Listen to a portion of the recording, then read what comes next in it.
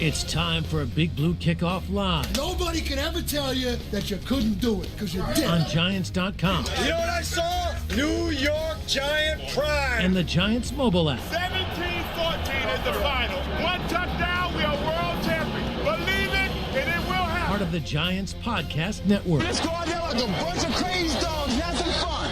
Welcome into today's episode of Big Blue Kickoff Live, presented by Cadillac, the official luxury vehicle of the New York Football Giants. My name is Madelyn Burke, alongside the Super Bowl champion Shaun O'Hara. The phone number here is 201-939-4513, or you can find us on social media using hashtag GiantsChat. A reminder that an archive of this show and our entire podcast network is available on the Giants mobile app, podcast platforms everywhere, and giants.com/podcasts. Thanks for joining us from the Giants Podcast Studio, presented by Hackensack Meridian Health. Keep getting better. The bills are paid now. It's Wednesday, my dudes. Let's get into the show. Shaun, lots to get into. First of all, how'd the War Eagles do this weekend? Yeah, lots to unpack. War Eagles had actually a pretty good Saturday. Yeah. It was a very anticipated matchup against Ridgewood. Ridgewood was undefeated at the time. So it was a very hyped game. Kids were all excited, and they came away with the dub. So it was a good showing by the War Eagles, especially up front. I want to give a shout out to the War Eagles O-line. They represented, did a good job running the football, and we had some big runs. Love to see it. Yeah, it was fun. The kids were pumped up. They were excited. Yeah. And guess what? Just like in the NFL, you're only as good as your last game. They won that game. Now we have another big one against Ramsey, who is also undefeated, I believe. So, just when you find that you've climbed to the mountaintop, you see that there are many more mountains to climb. That's a Tom Coughlin quote right there. There you go. Well done, Coach. Shout out to War Eagles. Let's keep it going. Congrats to the War Eagles. Let's keep that good vibes going. Keep it rolling. As we roll into the New York Football Giants, who, had a little bit of a heartbreaker this weekend. Yeah, it felt like it was going to be a clean sweep. War Eagles win on Saturday. I'm watching the game. I wasn't with you. I missed being in the studio here with you, but I'm watching the game, and we're up 19-0. I'm like, this is great. Yeah. Let the good times roll. Yeah. Here we go. And then everything just, all your hopes, all your dreams, boop, down the drain.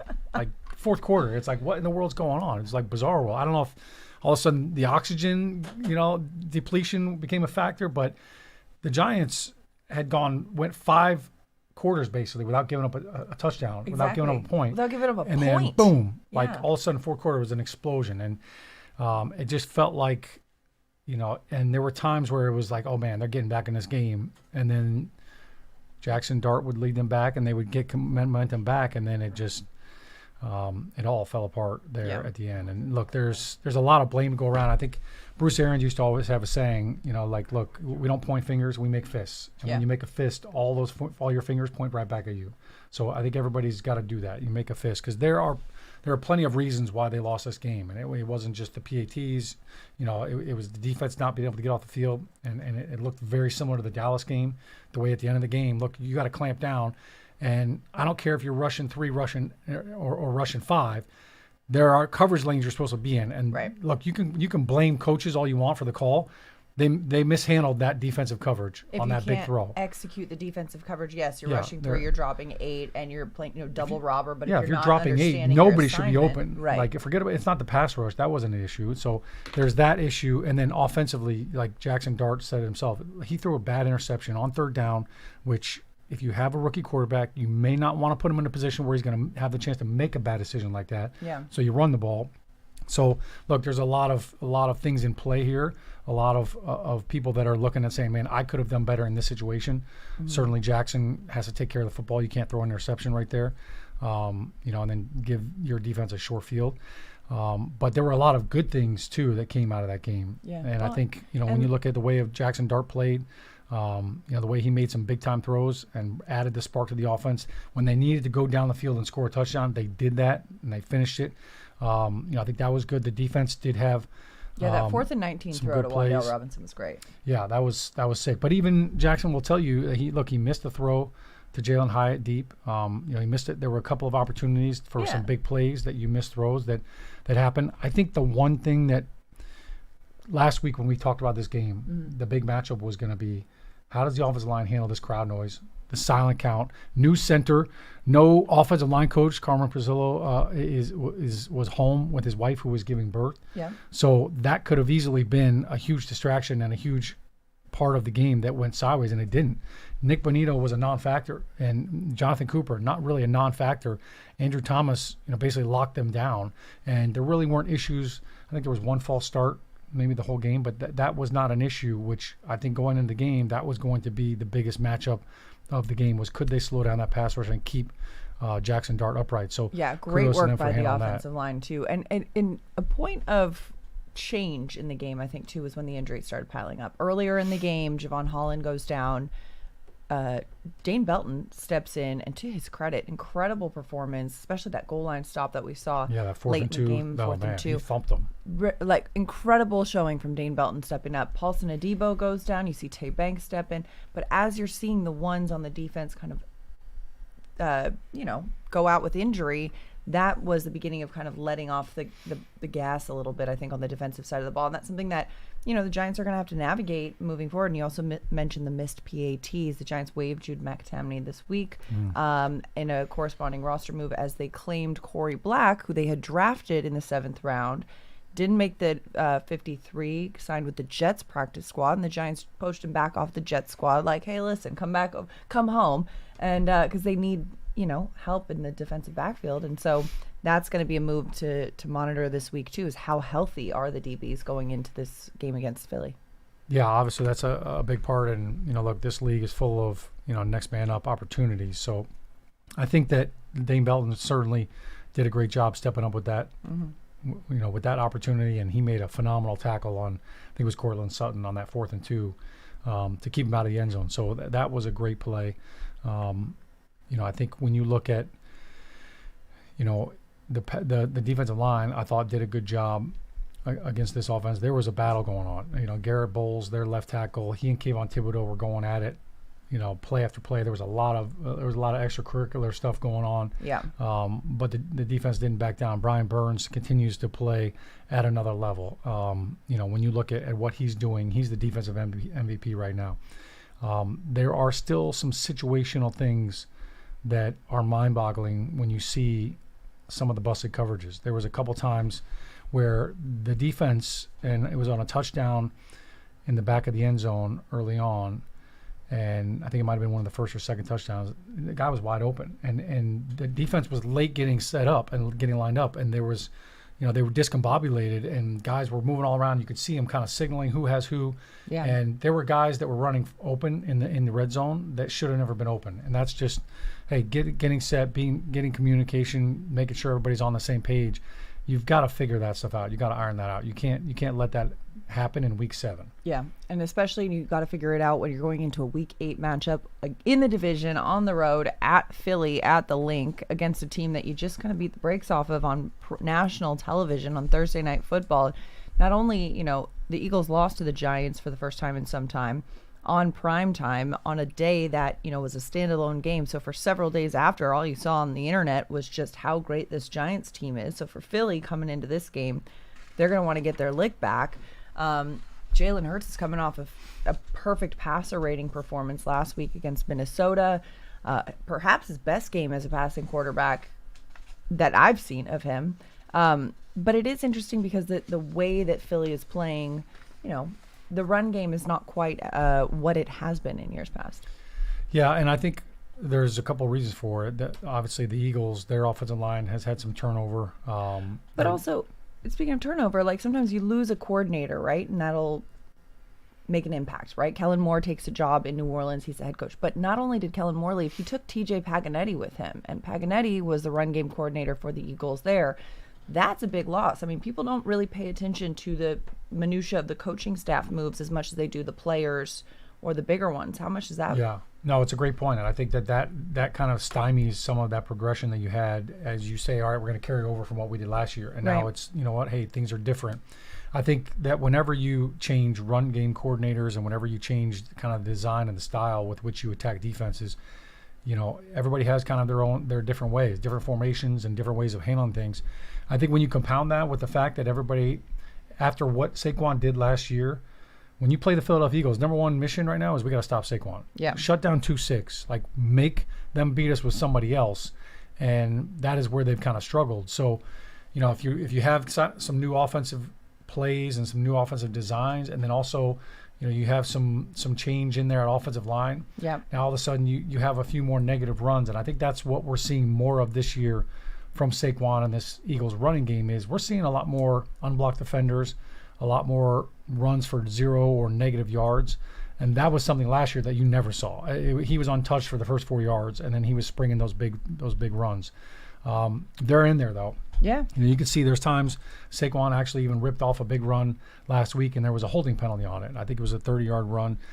Those are things that you didn't see them do the year before. But that's, when you're the defending Super Bowl champions, guess what? You're getting everybody's best. Everybody's coming for you. So it's harder out there, and every single play – you've got to act as if, and you've got to be on point. And I think they're dealing with some of that. They're still finding ways to win games.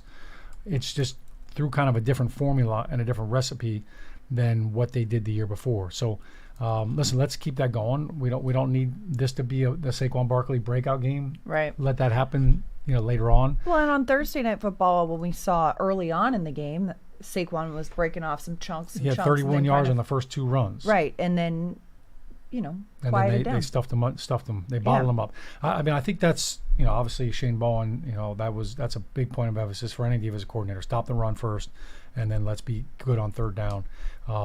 This Giants defense plays a lot of man. Yeah. So when you play a lot of man, you can get that extra safety in the box, and that helps you with the run game. But now it does put you at a little bit of a disadvantage if you've got some guys that can make plays in one-on-one coverage. So that puts a lot of stress on your corners. To your mention about Paulson Debo, we'll see where he's at. Now all of a sudden, look, if Debo's not there, maybe you want to kind of rethink, how you want to play coverage on third down and how you want to defend this Eagles offense that seems to be taking flight now. Devontae Smith just had a monster game. It seems like it's taken them a while to get into some rhythm, but they're, starting to play a little bit better. This will be a big, not just the matchup with the Eagles, but based on what happened in Denver, this is a big game for both sides of the ball, but really defensively. You're on the road now, and we haven't won down in Philly since 2013. So the link has been it's been a tough place for the Giants for the last few years, and that's a long time to go down there and have to take that bus ride back. With an L. So this will be a big challenge. Big challenge. And again, those injuries that we saw piling up late in the game in Denver are still kind of lingering. Today, Wednesday, Brian Burns not practicing because of a right foot injury. Javon Holland, knee injury, not practicing. Paulson Adebo, knee injury, not practicing. Chauncey Golston, not practicing with a neck injury. We do have kicker Graham Gano designated for return. He will practice today, so that's a positive. But on the defensive side of the ball, a lot of big names, including Brian Burns, who's leading the league with 9 sacks on the season through the first 7 weeks. Impactful players, obviously. Hopefully, a couple days of rest, rehab, recovery can get him ready for game day on Sunday. Yeah, when you mentioned Brian Burns, I was kind of hoping that it was like, hey, it's a vet day. No, because we saw him kind of get laid up a little bit in the game, but he pushed through. He's like, no, I'm good. I'm staying in there. Yeah, I think the fact that he finished the game, you hope that that's a good sign. Yeah. But I think for him, look, if he misses a Wednesday practice, not the end of the world. He knows what he's doing, and you want him to be fresh for the game. But to your point about Javon Holland out and Adebo out, that definitely kind of changes things a little bit. So now you've got to make sure that not just if they can't go, it's not just, hey, all right, who's filling in their spot now? Who else? And then who's the depth behind if that? somebody else goes down. Yeah. If Tay Banks goes down, now what are we doing? If something happens there. Yeah, I got to prepare for that all. Giants fans, make sure you go and subscribe to the Giants Huddle podcast. It features long-form interviews with Giants players, coaches, and front office staff, past and present. Plus, hear from the best analysts covering Big Blue and the NFL. Just search for Giants Huddle and subscribe on your favorite podcast platform, or go to giants.com/podcasts. And don't forget, if you're on Apple Podcasts, just leave us a 5-star positive review for all of our Giants podcasts. Let us know what you think. Like, comment, subscribe. You know the deal. 201-939-4513 is the phone number. Let's head to the phone lines. Phone lines blowing up today, starting with Althea. In New Jersey? Is that it? Alethea. Oh, Alethea. Sorry about that. I read that Alethea. wrong. Yes, it's okay. So nice to chat with you. Thanks for calling in. Yeah, thank you. How are you doing? Doing well. How are you? Okay. I just have a question about Jalen Hyatt and why he hasn't been getting the ball more since, like, we don't have, like, a lot of wide receivers and a lot of them are injured. I really feel, like, bad for him since he's been, like, sitting on the bench, like, been waiting patiently. I think he deserves a chance, but, like, Jordan Humphrey has, like, gotten his chance now, and, like, they still haven't given really Jalen Hyatt a chance. It's kind of frustrating, and, like, I think he just deserves a chance to just, like, do something. I don't know. No, I get that, do you Alethea, think? and I think that, Jalen Hyatt's a great player, great guy, big fan of his as a person and as a player, and since he came into this league, and he's been on the field, so it's not like they're kind of just stashing him on the bench. We saw him make a few plays a couple weeks ago against Philly, was that? Yeah, Philly. He had a bunch of catches. Yeah. He had some third down conversions. Look, I think everybody's looking for that Jalen Hyatt kind of breakout game where he burns people down the field. That was what his calling card was when he was at Tennessee. Was coming out was, man, this guy is a flat out burner. So, Alethea, number one, we appreciate you calling in. Yeah, thanks for I hope calling. you were at the women's tailgate a couple weeks ago, and if not, we got to get you in on that party that Madelyn Burke hosted a couple weeks ago. But Jalen Hyatt, look, he's getting opportunities. He had 25 snaps in that game. So, Yeah.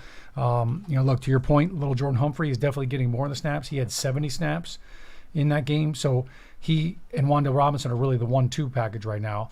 I think one of the things that has limited some of Jalen Hyatt's play is Brian Dable and Mike Kafka both love the multiple tight end formation. So we're Yeah. seeing a lot more Theo and Bellinger out there in 2 tight end formation. So when you do that, that takes a receiver off the field, but it helps your run game. So that's kind of why you're seeing maybe not 40 or 50 reps for Jalen Hyatt. But I will say this. We just talked about at the opening of the show, Jackson Dart missed a couple throws, and one of those deep throws was to Jalen Hyatt. He was open. He was behind the defender, and that's probably one of the most frustrating He had things to as a kind of receiver. come back for it too. Yeah, a little bit. he was waiting, Yeah. and there's times where he's running by people, but the ball doesn't go to him. So I think one of the most frustrating things for receivers, especially guys like Jalen Hyatt, are when you run by a guy and man, I got him beat and I was open, and the ball just doesn't get there for whatever reason. So those are all parts of the game. Whether the quarterback was pressured and flushed out of the pocket, or maybe he overthrows it or underthrows it. Those are things that look, good teams just don't miss on, and that's where the Giants are striving to get to. Jalen Hyatt's been very positive though. He's handled all this really well. He's never been down on himself. Every time you see him here, he's ready to go. He's ready to make the most of his opportunity. Look, I think he's going to have some really good opportunities down in Philly on Sunday. I'm curious too, when you look at the way Jalen Hyatt plays, we know, especially in Tennessee, he was a burner. He would get out and get open and kind of have nothing but green grass around him and get the ball. But one area in which I've seen his struggle is when he's got tight coverage, you know, press. when they're pressing him. Yeah. And if you've got a defender playing press coverage outside, how does he create that separation? That perhaps, coming into the league, people are like, oh, is his route tree? But no, his route tree is great. I think perhaps maybe his area of weakness is creating that separation when he can't do it with just the speed alone. Yeah, and I think that's what teams, on Wednesday, when you come in and you start preparing for the opponent, you get a playbook with scouting reports on all the players. So I'm sure, all the NFL teams that are, when they're scouting the Giants and you're going at, what does this receiver struggle with? That's exactly what they struggle with. So on third down, you're going to say, look, if you are in the slot on Jalen Hyatt, or if you find yourself on Jalen Hyatt, press him. That's, he struggles to get off press. So until you put that fire out, until you change that narrative, that's what you're going to see. I think there are ways you can accommodate that, and you can put a guy in motion, and now they can't press the guy if he's in motion. You can kind of move him around so that they can't, have a corner right on him, right at the line of scrimmage, ready to jam him. But there's also things Jalen Hyatt has to do to defeat that. And I think it's something he's improving on. Yeah. And we're kind of seeing that as well. I mean, like, it's not unique to Jalen Hyatt. Some guys he's not like the only one. Marvin Harrison Jr., kind of similar issue. Yeah, like, Devontae he doesn't Smith, do well same with thing. that. Yeah. So it's like, it's not something that it's a knock on him as a player. Everyone's got their strengths and weaknesses, but that's something that I've noticed. To Alethea's point, she said, hey, he's got to get some more opportunities. But like you said, they're preparing for him and they're pressing him, and that's, you know, something that he hasn't been able to overcome just yet. Giants fans, with another impactful draft and free agency class in the books, that means it's full steam ahead to the 2025 NFL season. Take your fandom to the next level with a Giants season ticket membership and catch all the action at MetLife Stadium with an exciting home schedule on the horizon. With a membership, you'll also stay connected to the club all year round, not just on game days, and you'll get exclusive member access and benefits. To learn more about a New York Giants season ticket membership, visit giants.com/tickets. 201-939-4513. Let's go back to the phones. Jacob in Binghamton. Jacob, you're on Big Blue Kickoff Live with Shaun O'Hara and Madelyn Burke. Hi, how are you guys doing? What's up, Jacob? I had a few points on the game, a couple points and a question or two. One, I feel like it is a historical loss, so I can understand a lot of people having the point of view that they're having. But from my perspective, given it a few days after the game, there was so much positive to take from the game as well. I love what I'm seeing from Jackson Dart, especially and I don't want to go too far with this, but he's showing, in my eyes, some elite traits that just aren't really coachable, like his innate ability to move around the pocket and extend plays is not something that you can necessarily coach in a player. And there's still a lot that he needs to work on, but I love seeing that. It was great watching our defense pitch a shutout for 3 quarters. Obviously, didn't last, but... And then a couple questions. I feel like our O-line is playing outstanding this season, and I was wondering how much of that you attribute to the continuity with most of them playing together last season and then continuing that into this year. Yeah, great question. Look, I agree. I think the offensive line has been playing extremely well, and certainly since Andrew Thomas came back, it has been playing at another level. You know, I thought the first game of the season against Washington, they didn't play very well, and I thought that they have gotten better every single week, and that crescendo has continued. I think you have to give credit to everybody on board. You know, the offensive line coaches. I mentioned Carmen Priscillo. Has done a great job with this group. I think they've taken a lot of ownership in getting better and getting better in the areas that they know that they have struggled with. I still think that they are struggling inside with some of the TT twists, which is the defensive tackles. When they twist inside, they're still giving up some penetration with that. So the guards and the centers, those are things that you really have to iron out. Part of that is, Austin Schlottman started at center for JMS, and he doesn't have as many reps with them. So that's always one of the biggest things that is tough to get reps in passing off stunts. But look, the run game has looked good. I mentioned Andrew Thomas has done a really good job. Jermaine Illuminor, I think, has been very steady. There are some things that he needs to get better at. He does not finish blocks well, and that's my pet peeve with him. There are too many times where I see him stop blocking his guy, and his guy goes and hits the quarterback, or ends up jumping in on the pile and making a tackle. So there are things that they can still get better with, but I feel like this offense has a different identity than what we saw from last year and even the year before. Like they're getting better as the game goes along. You're seeing them move the pile. They're being physical up front, and I think Cam Scadaboo has been a big part of that as well. So definitely kudos to the offensive line. They got to keep it up. This is another great opportunity for them against the Eagles. The Eagles have always done a good job against them, and Jalen Carter did not play in that Thursday night game. So you put him back in the lineup now, that interior is going to have their hands full with him. So that's going to be something to keep an eye on. He's a difference maker. He's definitely, that defense is different with him on the field. So keep an eye on that. I will say one thing that, Jacob started off with, this was a historical loss. I don't get the drama with everybody. Everybody's been saying that. I've been hearing that. I turn on the radio on Monday. I'm driving my kids to school, and everybody's talking about this is a diabolical loss. Well, numerically. What are we talking about? It's the first time in NFL history that we've seen that. But nobody gave us a chance. Long since we've seen a comeback that the numerical aspect of it. The numerical history of it. It's never happened in the one league. stat that I think that's been going around is there was 1,600 games in a row where if a team's up by 18 points with 6 minutes left, they were 1,600-0 in that, and we just that's where I was coming from, the historical and what everyone was talking about. The Atlanta and I wanted to Falcons come from the other losing in the aspect Super where Bowl to I was the talking about more of Patriots. the positives that I saw from the game. Yeah. No, and I I appreciate hear you getting the silver lining because it's hard to do, especially in the moment when you're watching the game. But a couple days removed, I appreciate you seeing the bigger picture and saying, all right, there's a lot to build off in this one. No, Jacob, to your point, too, the offensive line, we talked about this before. Denver is a tough place to play. And when I went back last week, was kind of just doing some film watch on, all right, this pass rush. How is Benito getting home? How is Jonathan Cooper getting home? Zach Bryan, that guy is a monster inside. How are they getting a lot of their sacks? A lot of their sacks came on third down. A lot of their sacks were on silent count. And that crowd noise was a factor. They were getting a jump.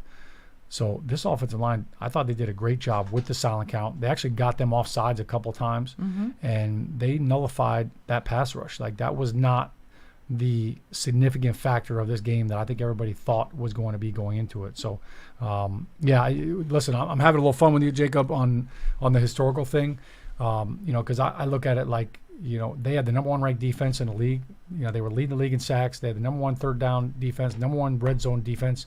And through three quarters, the Giants had them shut out. So going into that game, nobody thought the Giants were going to win that game or, where we are. And then all of a sudden, everybody raised their bar when they were up 19-0, and now it's, oh my gosh, historical loss. That would have been a historical win. Right. Like, it would have been like that to me would have been more appropriate to say this is a historical win on the road, given what they were up against and given the young players, and they did it without Malik Neighbors, and losing Javon Holland and Adebo, like that would have been and banged significant. up Bryant Burns, and look, you miss a couple PATs, you flop around on a couple other plays, and it was definitely a collapse. Never in league history has a team shut out another team through three quarters and given up 33 points in the fourth. That was another one of those historical stats that's been floating around, which again, there's a first time for everything. You want to be remembered, and the Giants are ingratiating themselves into the history books in many a way. We have been very creative in losing in ways to lose games. I think the Washington game last year was the first time that a team had lost a game without giving up a touchdown. All the field goals. And that was also because Graham Gano was hurt on the opening kickoff, and we couldn't kick field goals the or opposite PATs. Of Tribe Called Quest. So, Can I kick it? No, we are definitely can't. leading the NFL in inventing ways to lose. And also in walk-off game-winning field goals for the other team, which is, that's fun for us. Thanks so much for the call, Jacob, and for the good vibes. I appreciate the positivity. Good stuff, man. Great stuff. We got to look at it from a bigger picture, because on Sunday it was heartbreaking for sure for a lot of people. But I do appreciate how many, Giants fans and even, sports pundits in the world have acknowledged the amount of positivity and, that fourth quarter, the altitude, all that kind of stuff, but also just the injury depleted defense by the time we got to the fourth quarter, and the wheels just fell off there. Yeah. We're turning the page. We got more to look forward to. We got the Eagles in Philadelphia, and bring on the birds. And we've got the Giants 5K to look forward to, because you can run or walk with Giants legends, including one Shaun O'Hara. The Giants Foundation will host a 5K race and kids run presented by Quest on Sunday, October 26th. That's this Sunday at MetLife Stadium. Net proceeds will benefit the Giants Foundation. All participants will receive a commemorative T-shirt as well, and after the race, you can stay for a post-race festival with appearances by Giants legends and a live DJ. Register now at giants.com/5K. The Giants Foundation is a 501c3 nonprofit corporation. At 9 a.m., get your run on. Finish on the field at MetLife Stadium. What a unique experience. And run with Shaun. I'm just looking at the weather. How's it going to be? The weather, this to me, I'm not a runner. Yeah.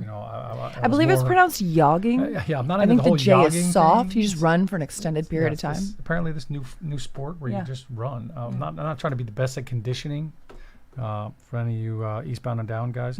But Sunday at 9 a.m., the temperature is going to be 45 degrees. Ooh, partly chilly. Cloudy. But I think that's an optimal temperature. Like don't want it to be too hot where you're worried about, dehydrating or, cramping up or whatever. But you don't want it to be too cool. The good news is, last year it rained. Yeah. So I think that's a good runner's temperature. But I think Sunday it's going to be a great day. I'm looking forward to it. I got a 1.5 mile run in this morning on the treadmill, so I'm trying to prep the joints for that. I'm aiming for like 27 minutes. All right. That 3 mile solid, run. yeah, solid 9-minute pace. It's the hips and the knees. That's what you gotta. Yeah. That's what you gotta prepare your body for. But it's gonna be a fun day. Looking forward to it. It's gonna be a fun day, and it's nice when it's a little cool. Yeah, refreshing. I'm all about the sweat brisk. factor. Yeah, brisk.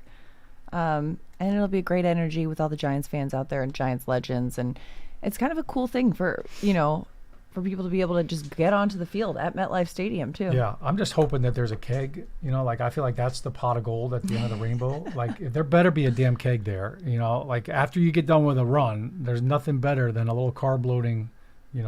Once it hits your lips, libation, it's just so good. Yeah, that first sip, it just hits different after you run 3.1 miles. Yeah. Well, if there's not, are you gonna run? I'm not.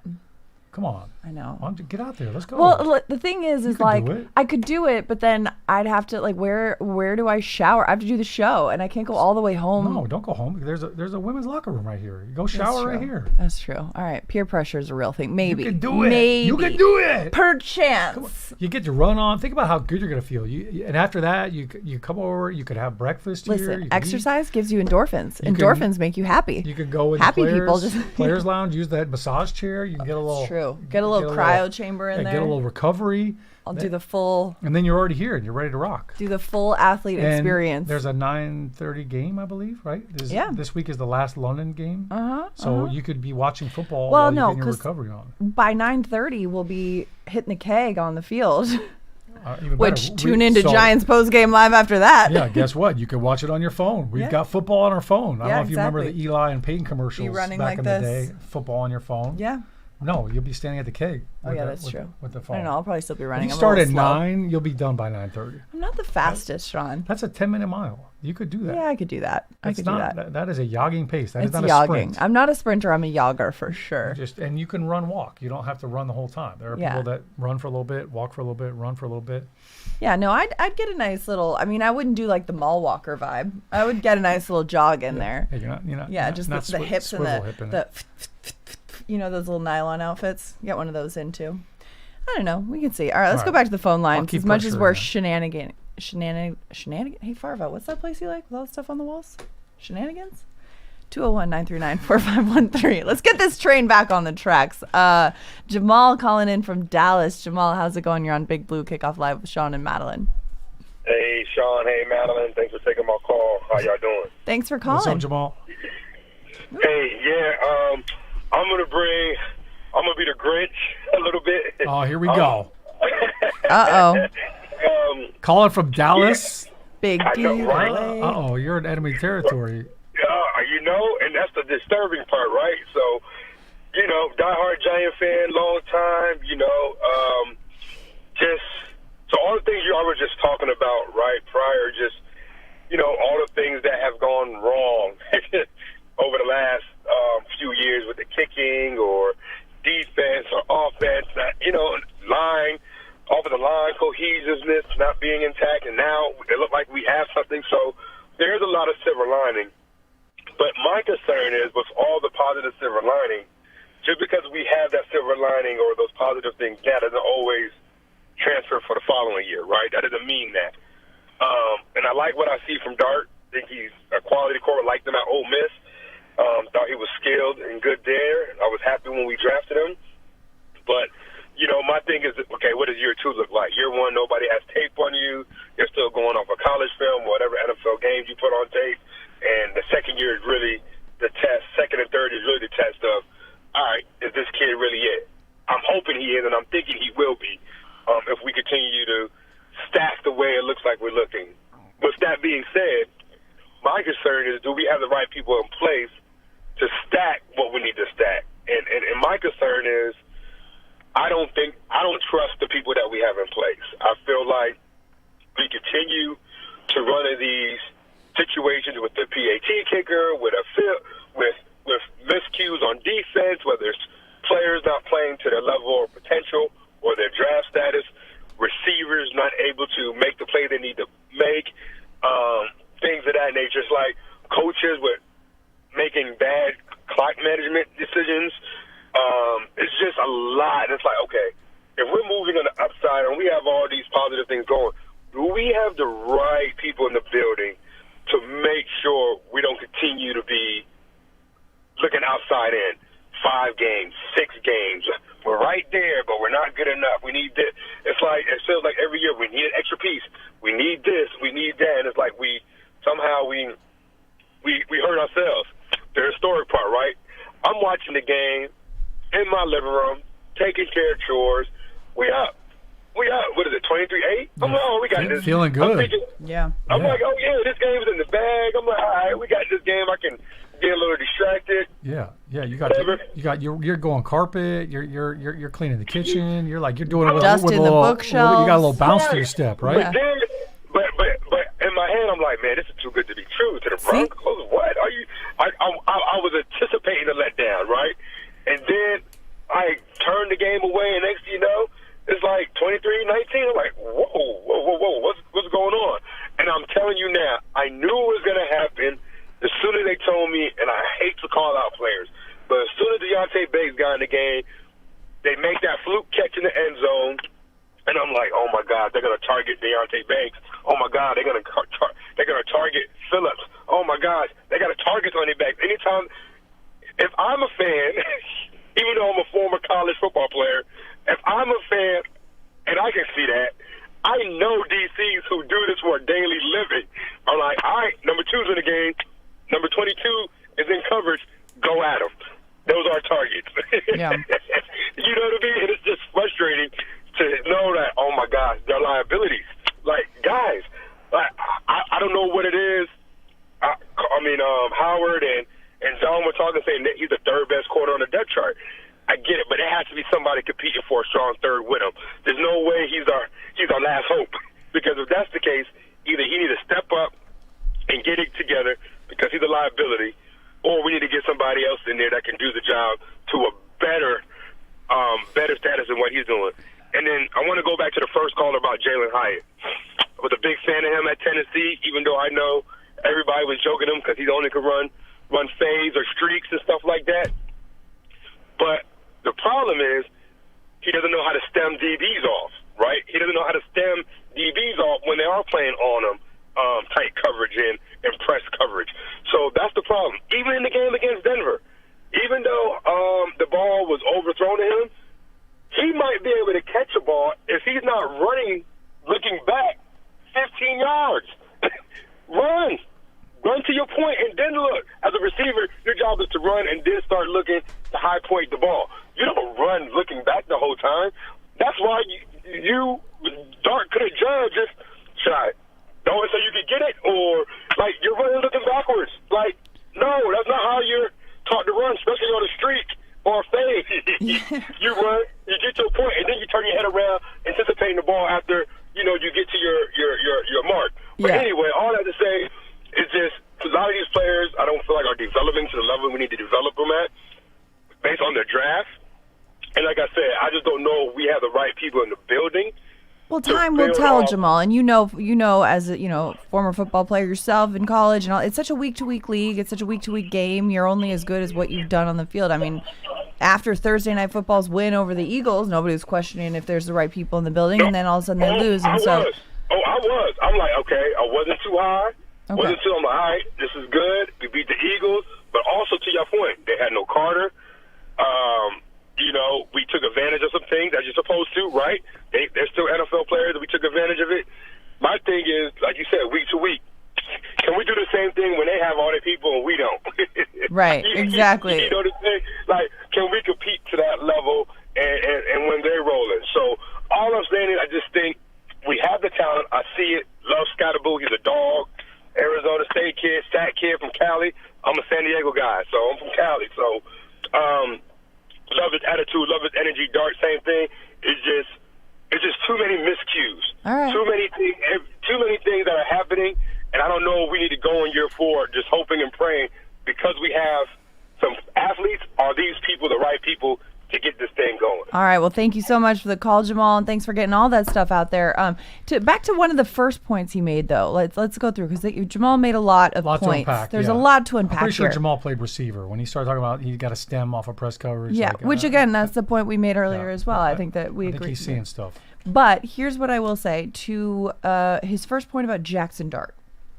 One thing that I think stands out about what Dart did not just how, his teammates and coaches are talking about him, but Nick Bonito went on Kay Adams' show and was talking about how impressed he was with Jackson Dart, how, that young man was, more than I expected out of him. After you've played, there's no reason. Nick Bonito has no reason to be talking about Jackson Dart for that way. He has no reason to have any words of praise or, whatever. And especially considering the amount of trash talk that they had towards the young quarterback going into that game. The fact that he went on a national platform and made that statement of, yeah, this guy really impressed me, that I think is telling, because when you've got a young quarterback and, the people in the building believe in you, that's one thing. But when opposing players are saying, all right, I recognize you. When you're seeing opposing players come over to you, you saw, the Broncos guy come over when the field goal went through and give him a little dap up and be like, hey, good game. When they are saying, I see you on the other side in another jersey, that I think is a sign of, all right, something's working here. Yeah, game recognizing game. I think when you see a guy like Nick Bonito give props like that to a rookie, the first thing that comes to mind is, whenever you're playing a rookie quarterback, your number one thing is, let's rattle him. Let's see if we can get him frustrated. Right. Let's get him off his game. Let's see how he handles it and what kind of poise does he have. You don't get those kind of props if you're flustered and you're rattled and they can tell that, oh man, this guy is swimming. He's just trying to keep his head above water. So I think the fact that Jackson Dart made a lot of throws, navigating that pocket, we gave credit to the offensive line, but a lot of that too is if you've got a quarterback that really moves up in the pocket well and it can evade some of those rushers and not get flustered and not panic, that helps. And I think that's probably what Bonito saw. And look, they took the lead. Jackson Dart let him down on a big drive, made some big throws. He took a couple hits, and still hung in there and hung tough. So I think when players see all of that, they recognize it, and it's like, hey, you know what, that dude's, he's locked in. Yeah. He's not gonna get rattled. He's gonna make plays too, even when we, have a chance to hit him or sack him or tackle him. He's finding a way to kind of get out of some of that. So that was definitely good to see. Look, Jamal, he laid a lot on us. I think there's a lot of those discussions. Sometimes you just want to be heard, and I respect it. I get it. He's got a vent. He's down in Dallas, and he's got to see those, the stars flying everywhere. My parents live in Colleyville, so my dad's in the same boat. He's still waving his flag. He's waving Big Blue. But I think, one of the conversations that Jamal was having was on a macro level. Hey, where are we going and what are we doing? Right. Look, that's all TBD. This book of this year of 2025, there's a lot of chapters left to be written. Those are things they're going to have to figure out and iron out as the season goes along. And then at the end of the year, they reassess, do we need to add some more talent on the roster? Every year you do. Do we need to add some things to the coaching staff? If everything goes as planned, they probably will do that as well. And you kind of, you go through all that in the offseason. But the one thing I always take pause with is, let's stop judging teams and coaches week to week, because every week is different. And look, you want to learn from mistakes. Mistakes are going to get made, but they're learning lessons if you improve and you don't make the same mistakes. So that's, I think, where fans get really frustrated, is if you see the same mistakes happening, those things need to be get corrected. But people need to be given grace to make mistakes and to evolve out of them, because if you make a mistake and then it's like, well, off with your head, then there's just it doesn't feel like it's the same stuff every single time. Right. That would be an easy fix. But the analogy that I will use is, I mentioned it before. I can't remember which Super Bowl it was, but it was Atlanta and the Patriots, right? Atlanta's up 28-3 in the third quarter. I don't know if it was halfway through the third quarter or what the time was. That was a colossal collapse in the Super Bowl on the grandest stage. And I think a lot of people walked away from that. How could you do that? What kind of idiot coaches would do that? You know who the coaches were for Atlanta? Dan Quinn, who's down in Washington, kicking butt, and Kyle Shanahan, who's had one of the best teams in the NFL every single year, ravaged by injuries, still finding ways to win football games. Those are two of the best coaches in the league right now. Yeah. So they lost that game in a dramatic fashion, and I think those are some of the things that you learn as a coach is, here are things that we cannot do. We cannot lose games because of this, this, and this. So, look, I think every coach is constantly evolving with all of that. The fact that, look, you win a game against the Philadelphia Eagles on Thursday Night Football, you clobber them, and everything looks great, and then you get into this tight game against Denver and you lose the game.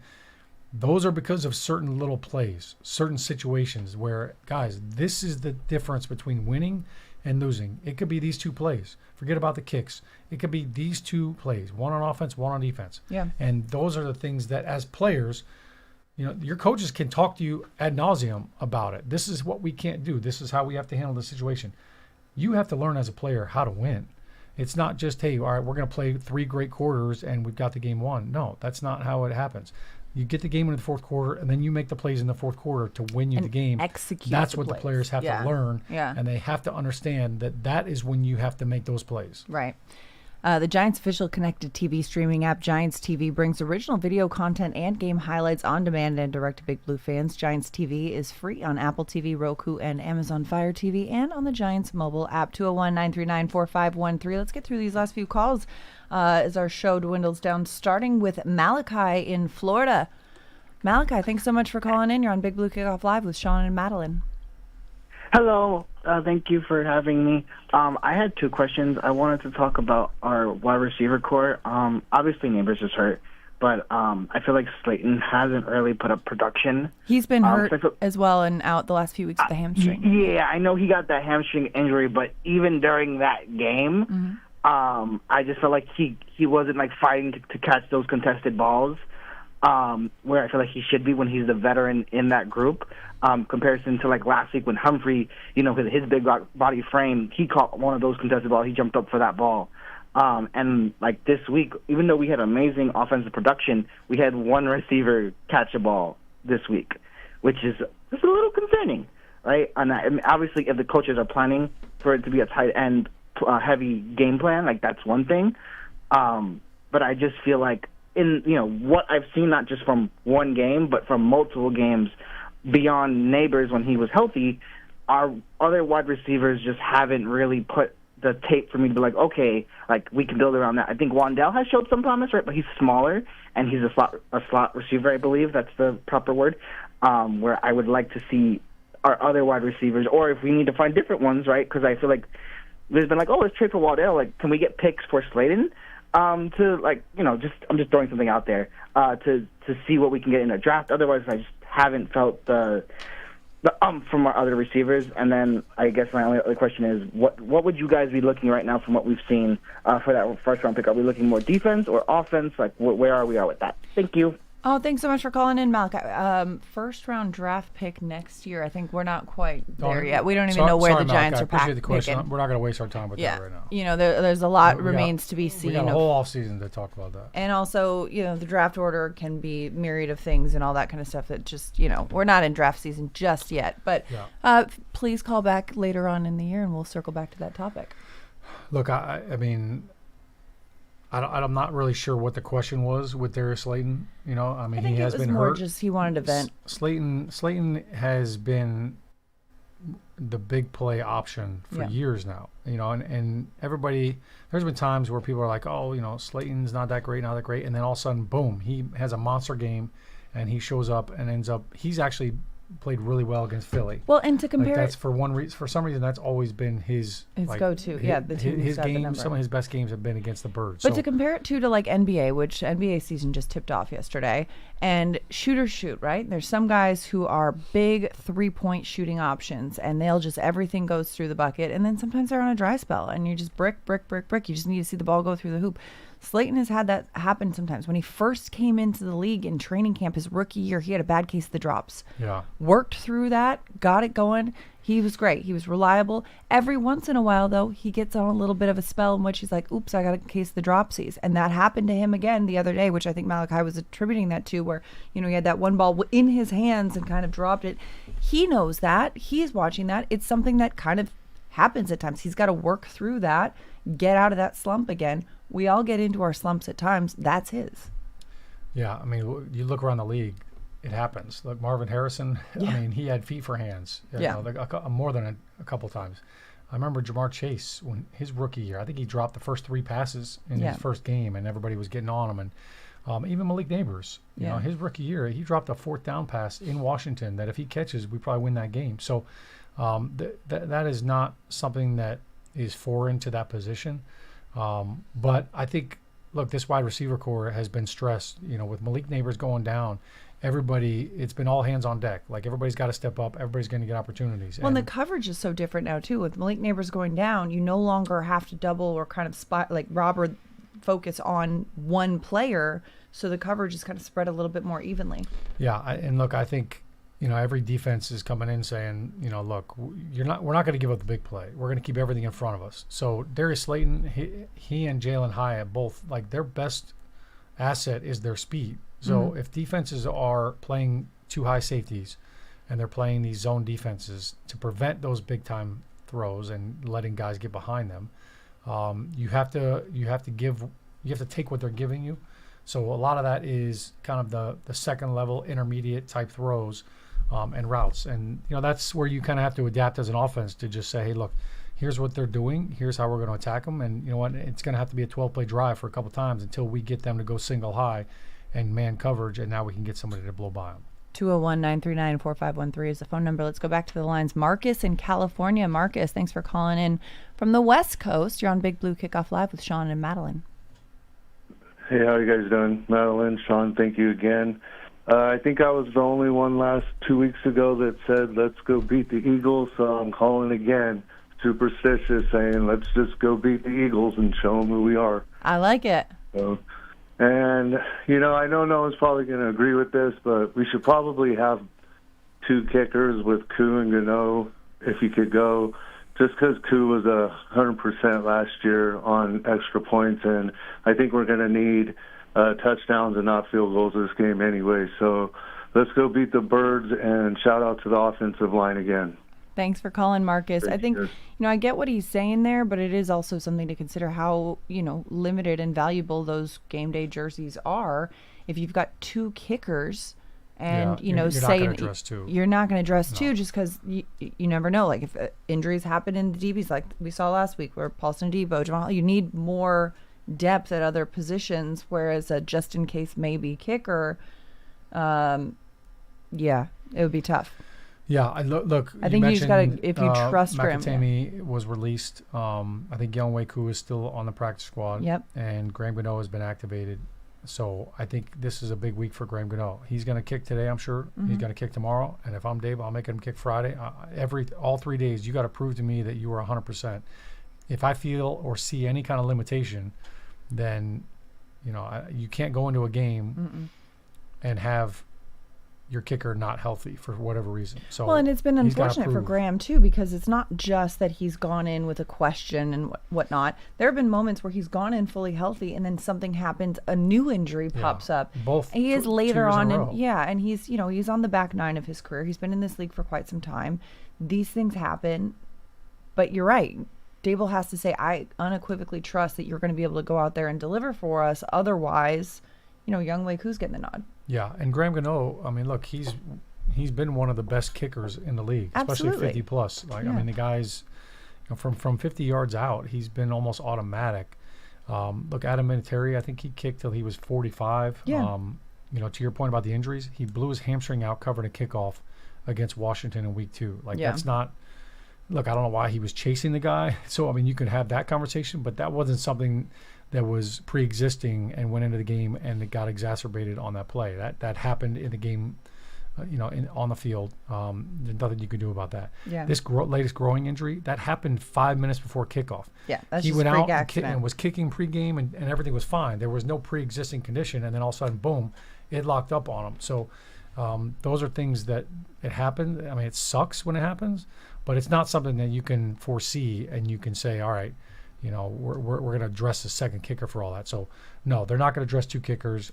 I think if Graham Gano has any kind of issue or tightness after kicking, then maybe you got to make a decision. But the fact that he's activated means that he must be ready to go, and I'm sure he's going to have to prove himself this week. Absolutely. And speaking of injury, we're getting some YouTube comments as well. Jackson Black wants to know, is Slayton back this week? He is practicing, was not mentioned by Dable as one of the players that's not practicing, so we'll see how he does, how he works through. Again, a hamstring is a tough one, especially for a speed guy like him.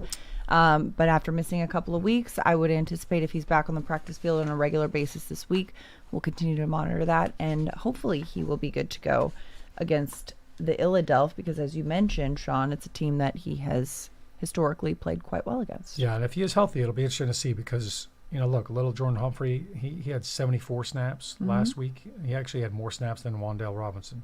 So those were the 1-2. And then Jalen Hyatt had 25 snaps. Bo Collins had 6 snaps.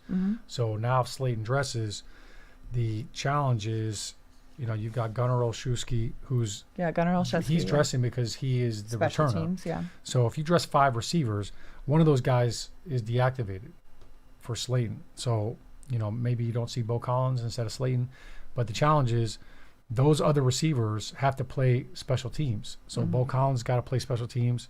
Jalen Hyatt, I don't know if he's on special teams or not, but if Slayton comes on and you lose Bo Collins, now somebody else is going to have to fill his spot on special teams. So those are all things that come into play when you're talking about the roster spot as well. Roster juggling. And another reason, too, that as much as we'd love the luxury of having a backup, kicker ready for game day, it just wouldn't work out. 201-939-4513. Russell in North Carolina is calling in. Russell, thanks for calling. You're on Big Blue Kickoff Live with Shaun and Madelyn. Hey, what's going on? So I'm gonna say something real quick so y'all can understand, Giants fans. It's not going to be easy, but it's going to be worth it. So I'm in the military, right? I've been in the military for 23 years, and I'm also going after my doctor's degree. Oh, wow. You go through your rough patch. Yeah, you go after your rough patches. 23 years, I'm retiring. I'm sitting in my living room right now. So when I say that, it's about Joe Shane. We got the quarterback. Giants fans, it's going to be some highs and lows because we have a rookie quarterback. So we're going to be the type of team that shouldn't win certain games and lose certain games because we got the quarterback. You know what I'm saying? He's a rookie quarterback. Is going to make mistakes. And when I said that it's not going to be easy, it's not going to be worth it, because next year is really the year that now we can start thinking about playoffs. This year we are analyzing Jackson Dart. So when I say about Joe Shane, what are you going to do next? You got the quarterback, because you got to think, last couple of years we was iffy on the quarterback. No offense to Daniel Jones. I see him playing well with the Colts. But we weren't feeling like that. We was like, oh, is he it? Is he not? Is he it? Is he not? Then when Russell Wilson came in there, we was expecting Russell Wilson to last longer than this, and he didn't do it. So Jackson Dart is out there. He looks promising. Scat looks good. It's just a couple of things we need to fix.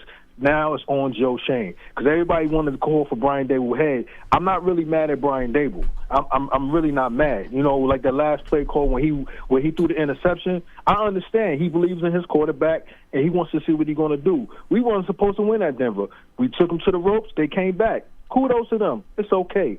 We Eagles, even if we don't lose, as long as we competitive, we fine. It's going to be worth it at the end, Giants fan. I'm optimistic with this team. It's going to be worth it. I just want to see how Jackson Dart develops during the rest of the season. Next year is really the year we got to go, okay, show me what you got. And that's really all I got to say. I love it. Thanks for the call, Russell. And I like the positivity, and I also agree absolutely with the sentiment. Name one thing that you've accomplished in life that was easy, that feels like, wow, that's a huge deal. It's the things that are challenging that you overcome that feel the most rewarding. Yeah, Russell, appreciate your phone call, and we appreciate your service. So salute to your service, and thank you for all that you do. Good luck. And kudos in with med school. That's incredible. Yeah. I think he's a hard-headed dude. Yeah. I mean, military's hard enough, and now he's going to med school. He's not scared. Russell's not scared of a work. challenge. No, I Russ respect is not it. scared. He sounds unlimited. Mm-hmm. Sorry, I threw that out there. So.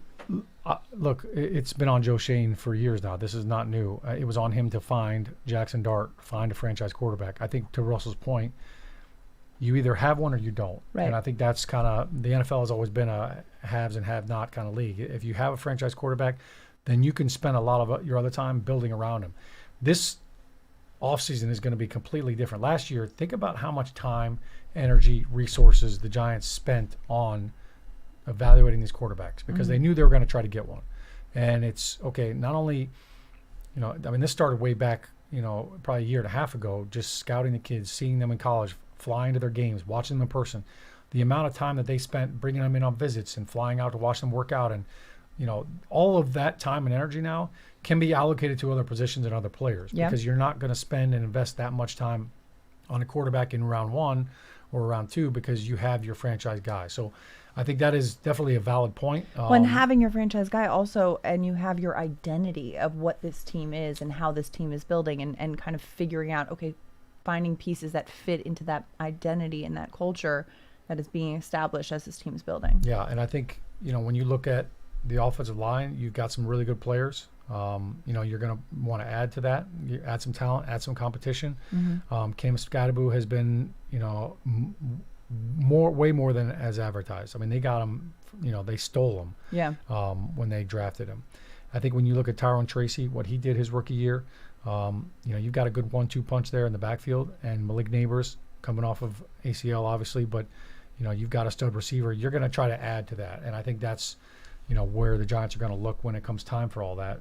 How do we add more players to help our quarterback win games and make it a little bit easier for him on third down? So those are all things that they're definitely going to have to figure out. And it starts with it's this not week. new for Joe Shane. Yeah. I think he's, he has. When you look at the last 2 drafts, I mean, the players that he has actually drafted have played really well. Last year, I think the Giants led all rookies in the league in the amount of snaps by drafted rookies, or maybe just rookies in general. Contributions from all those players, and you're seeing a lot of those players now in Tyler Nubin and Drew Phillips. Even Dane Belton's stepping up and filling in. You look at the defensive line. Look, he brought in Brian Burns. He's been one of the best players in the league, not just on the Giants, but in the league this year. Yeah. When you look at Abdul Carter, and Kayvon Thibodeau, and then all of those players, like, he has drafted well. So I think that he has earned the respect that, look, he can see talent and he identifies it, and he's done a good job making decisions with some of those. He and the entire There's always a couple scouting misses, staff have but done an overall, incredible job. Yeah. I think he's found some gems. Yeah, and we just got to keep those uncut gems building towards, good things and keep it moving. But starting with this one in Philly, Week 8 at the Philadelphia, at the Link, a tough one. The Giants have shown that they could do it with a Week 6 win over the Eagles. And, yes, the Eagles are 5-2, but every win that they've got this season is by 7 points or less. So they're kings of the close game. Look, this game's coming down to the fourth quarter. If you play them close. No doubt. No doubt. We'll be there. We'll be watching it. Shaun's going to be running the 5K in the morning at MetLife Stadium. I may or may not do it. It'll be a game time decision. We got peer pressure over here. Kind of. Listen, I'm just a commitment phobe when it comes to 5Ks. It's not just the Sunday morning. It definitely changes things for your Saturday night. Exactly. It changes. Mama needs a cocktail. What if I have a martini? That's fine. Just start at 5:30. There you go. Don't wait till 11:30. We're workshopping this. We're figuring it out. There may or may not be a 5K appearance by me on Sunday, but you know what? I hope you guys are going to be there. It's going to be a great experience. 9 a.m. at MetLife Stadium. Come join us. Let's do it. Come yog, and then we'll be doing Giants post game after the Eagles game. Sounds good. Checking it out. All right. Well, that's a wrap of our Big Blue Kickoff Live for Wednesday, October 22nd. Thanks for hanging out with us in the Giants podcast studio presented by Hackensack Meridian Health. Keep getting better. And thanks for listening to today's episode of Big Blue Kickoff Live presented by Cadillac. It's a part of the Giants podcast platforms everywhere and giants.com/podcast. For the Super Bowl champ, Shaun O'Hara, I'm Madelyn Burke. We'll see you next time.